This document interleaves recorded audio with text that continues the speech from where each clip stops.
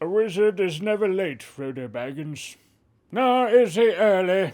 He arrives precisely when he means to. That is to say, a new Looney Tunes movie came out last week, so let's talk about it now.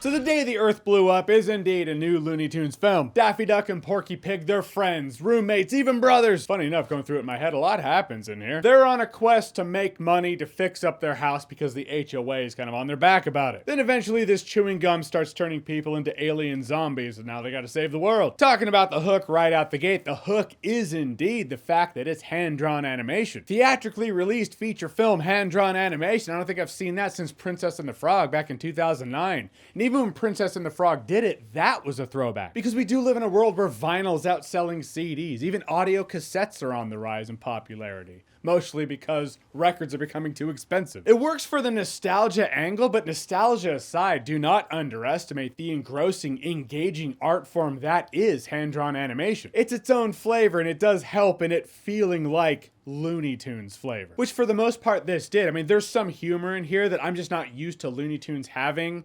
It's modern, and granted, Looney Tunes has always had its finger on the pulse of the times. It was a bit of a vibe that felt a little different for me. You know, it kind of felt like the Muppets movie that came out in 2011. It's Muppets, it's great to see the guys back. That said, there is something that feels a little different from the Muppets movies that I know that came before it. This movie's credited with quite a few writers. I don't even know how to decode who actually wrote this thing, but I do notice the director did work on a Looney Tunes show that is a recent modern Looney Tunes show, so it's quite possible that the humor in this movie is very in line with modern Looney Tunes. My old soul's just saying Looney Tunes that I know to be Looney Tunes aired in the 50s. But in those moments for me when it was modern humor wrapped into Looney Tunes, it might have felt like a love letter to Looney Tunes with Looney Tunes characters, in which how is that not indistinguishable from Looney Tunes? A Daffy Duck and Porky Pig I think are a great duo also. They're so yin and yang. They complement each other in that way. It's right brain, left brain, extrovert, introvert, working together in a sense of cohesion that makes it feel like, yeah, these are the two characters you should put together in an adventure. In terms of the structure, I do feel like the first act of this movie stands apart as feeling like it's a series of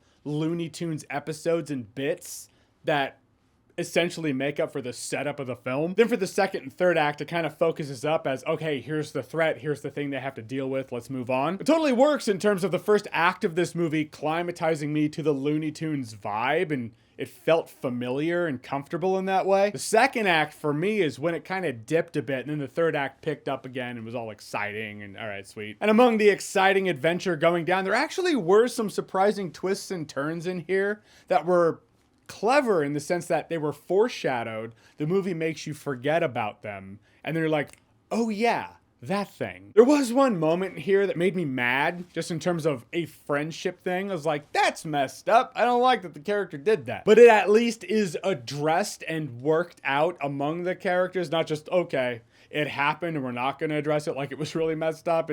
It's part of the growth. Trust the process, as the kids say. In the end, this movie is far more enjoyable than you would think it should be, seeing as how Warner Brothers apparently just wants it to die.